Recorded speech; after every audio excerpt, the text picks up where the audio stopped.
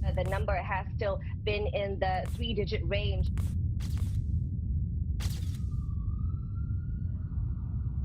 Saya mohon saudari senantiasa bersedia untuk duduk lebih lama di rumah.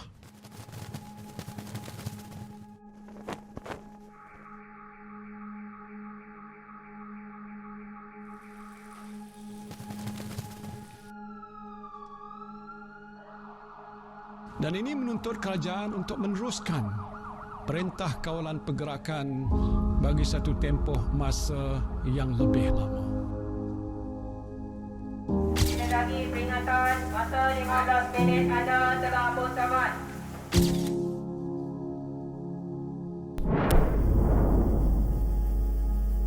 I have to extend the movement control order for your own safety. Attention to Malaysia, where the country will fine people who refuse to stay home, violating the country's lockdown. And the penalty, $230.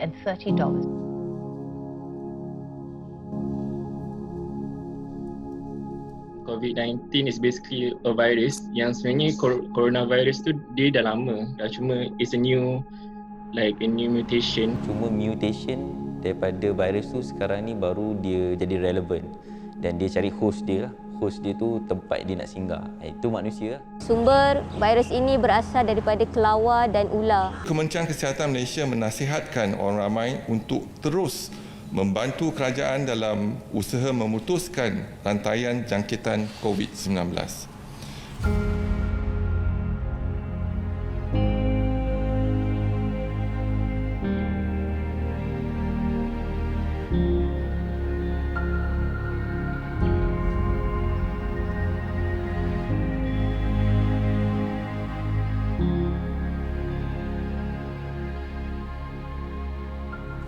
Virus COVID-19 ini sangat mudah untuk berjangkit kepada orang sekeliling.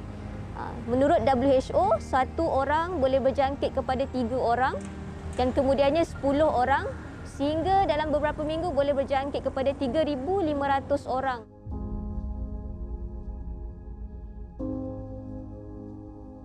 So obviously yang kita tengah buat MCO sekarang ni because we know it's spreading from human to human transmission. And so mostly from droplets lah, meaning kalau kita punya upper tract ni, means kita punya tekak yang kita punya paru-paru, the virus will go inside, so dia akan multiply. So and then bila multiply, then kita akan produce virus tu, then we will spread it through either coughing, sneezing atau macam saliva, ilio semua tu lah.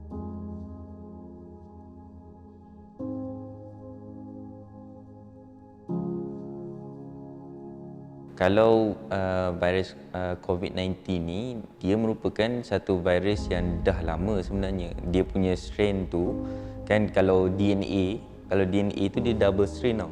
Dia, kalau kita tengok DNA tu dia macam berseligat macam tu. Kalau COVID ni, dia single strain. Bermaksud dia satu alur je. Dia punya strain tu adalah satu strain yang sama dengan penyakit-penyakit virus-virus yang sebelum ni. Jadi dia memang ada, orang kata, mutation daripada virus-virus sebelum ni.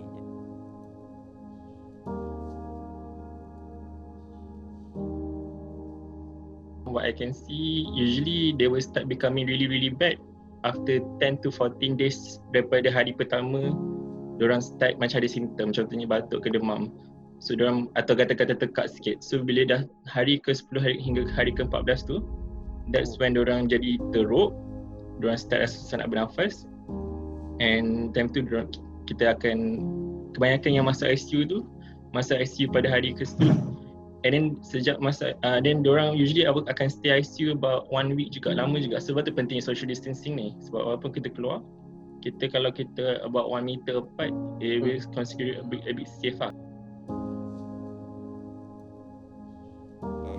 Perintah kawalan pergerakan fasa pertama dan fasa kedua menurunkan kebolehjangkitan COVID-19 dalam komuniti.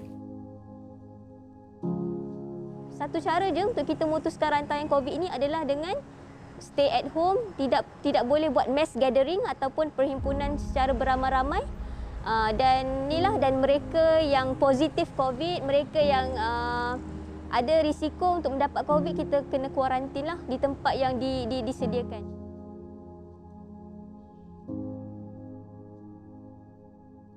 Kerajaan hari ini memutuskan untuk melanjutkan pelaksanaan Perintah Kawalan Pergerakan untuk tempoh 2 minggu lagi, iaitu daripada 15 April sehingga 28 April 2020. 15 April sehingga 28 April 2020.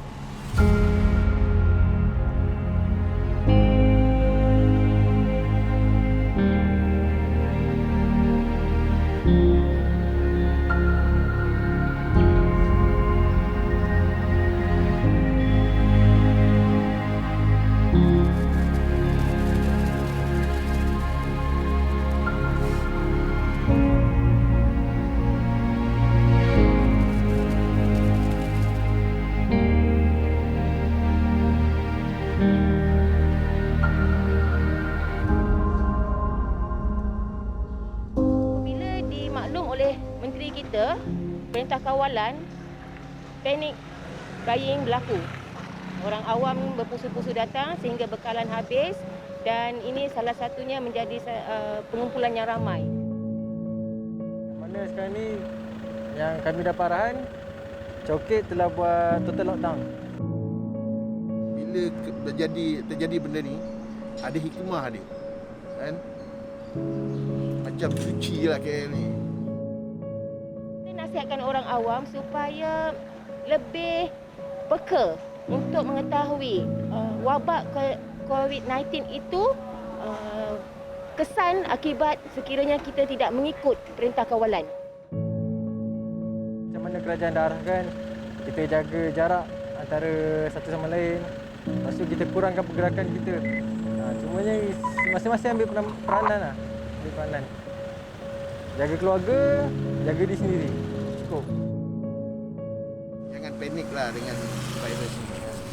Ada Allah Ta'ala lindungi kita lah. Yang penting kita ada usaha, ikut apa yang kerajaan telah arahkan. Bukan saja macam saya cakap, bukan saja dia buat macam ni. Ada sebab dia.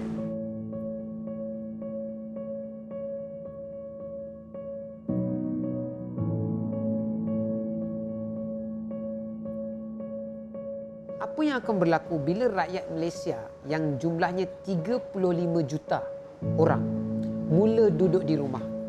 Jawapannya, wang tidak akan keluar daripada poket mereka. Wang tidak akan masuk ke dalam poket para usahawan.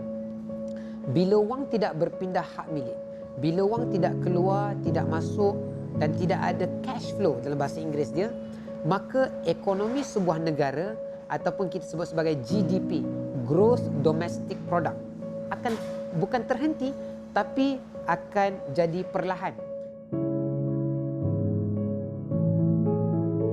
Orang berniaga, itulah punca rezeki diorang. Diorang tak boleh nak berniaga macam, yalah, bazar Ramadan pun tak boleh buka.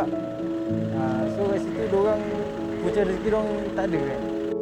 Sebab itu pakcik tak nak keluar, takut menjejaskan pakcik kena.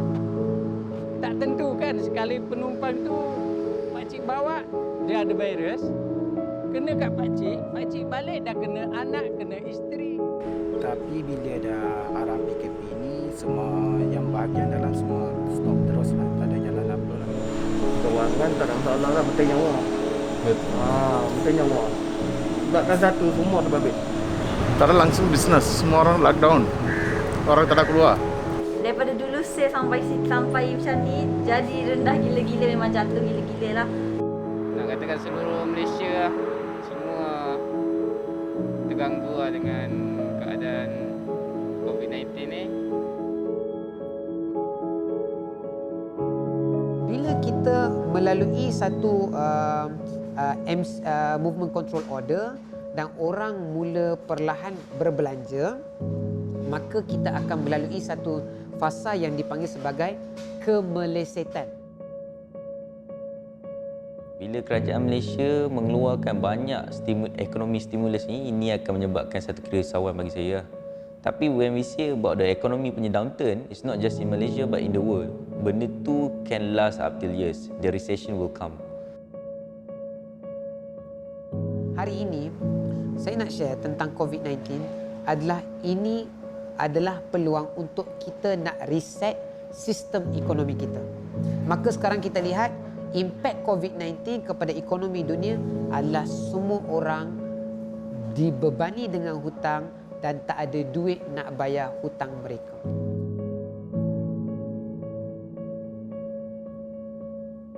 Dia dikira penurunan 3 to 6% of negara punya GDP dalam 2 kuarter. Tapi sekarang ni pun kita dah boleh expect lah, bila kerajaan bagi stimulus macam ni, ekonomi stimulus, dia akan print out banyak duit. Dan bila print out banyak duit, dia akan berlaku inflasi. Dan bila berlakunya inflasi, rakyat takut nak spend.